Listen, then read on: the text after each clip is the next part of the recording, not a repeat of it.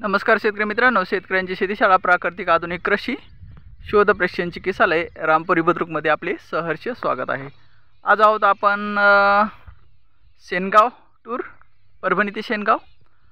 आता आहोत येलदरीच्या धरणावर आणि इथून आपण पुढे जाणार आहोत शेनगावला, शेनगावहून रिसोड।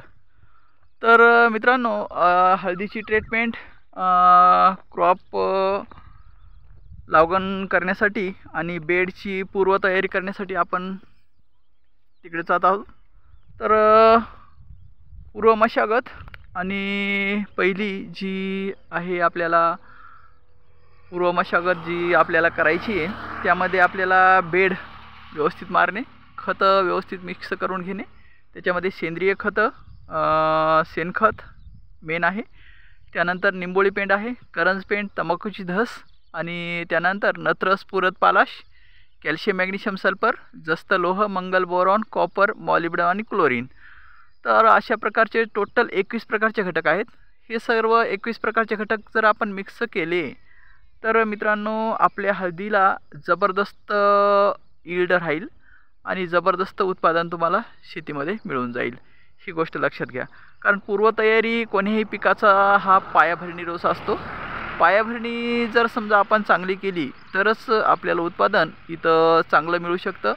नाहीतर थत्तरमत्तर जर समजा आता आपण आंतरमशागत केली, पूर्वतयारी जर व्यवस्थित नाही केली, बेड व्यवस्थित नाही पाडले, असं तसंच जर नियोजन केलं तर उत्पादन पण तुम्हाला असं तसंच येणार आहे। ही गोष्ट लक्षात घ्या।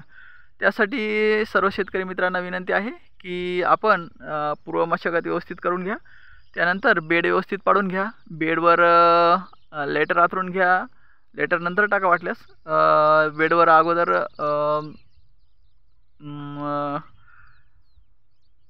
खतं टाकून घ्या आणि खतं टाकून झाल्यानंतर लावगण करा आणि लावगण झाल्यानंतर लेटर टाका। ही अशी प्रक्रिया करणं आवश्यक आहे।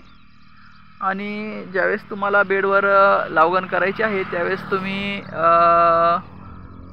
6 इंच बाय 6 इंच म्हणजे 2 वळीतलं बेडवरील अंतर सांगतोय, 2 वळीतलं अंतर, 2 हळदीच्या कंदामधील अंतर इकडं पण 6 इंच राहिलं पाहिजे आणि इकडं पण 6 इंच राहिलं पाहिजे। मधला जो चौकोन बनेल 4 कंदामधला, तो 4 कंदामधला चौकोन किती पाहिजे? 6 इंच बाय 6 इंच पाहिजे कमीत कमी। आलं लक्षात? मध्ये समजा आपली जागा बेडवर, बेड आपलं दीड फुटाचं पडेल, 1.5 ते 2 फुटाचं पडेल, तर 1.5 ते 2 फुटाचं मधल्यावर आपल्याला अर्धा फूट बेडच्या उजव्या साईडला जागा सोडायची, अर्ध्या फूट बेडच्या डाव्या साईडला जागा सोडायची।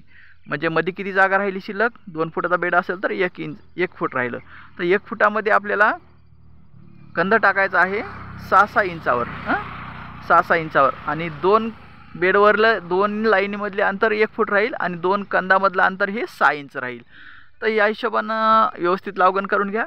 म्हणजेच प्लॅन्ट बायोग्राफ तिथं महत्त्वाचं आहे। प्लॅन्ट बायोग्राफ जर व्यवस्थित ठेवला तरच आपल्याला उत्पादन जास्त मिळण्याची शक्यता आहे। त्यासाठी हे हळदीचं बेडवरील पूर्व मशागतीचं आणि पूर्व नियोजन आहे, त्यानुसार आपल्याला उत्पादन वाढवून घेता येतं। तर ही गोष्ट सर्वांनी नोंद करून घ्यावी आणि ह्या गोष्टीचं तंतोतंत काटेकोरपणे नियोजन करून आपण आपल्या शेतामध्ये उत्पादन वाढवून घेऊ शकता। तर मित्रांनो, चला तर आता सुरुवातीचे बेड आपल्याला कसे पाडायचे आणि त्यानंतर व्यवस्थापन कसं करायचं हे आपण जाणून घेऊया। चला जाऊया आपण परभणी ते शेनगाव। थँक्यू मित्रांनो, धन्यवाद।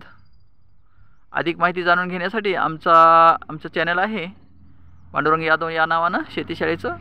या चॅनलवर जा आणि नवीन व्हिडिओ आणि टोटल पिकाचे क्रॉप डेव्हलपमेंट आहे, टोटल पिकाचे व्हिडिओ तुम्हाला इथं पाहायला मिळतील आणि माहिती तंत्रज्ञान पण योग्य प्रकारे मिळेल। थँक्यू मित्रांनो, धन्यवाद।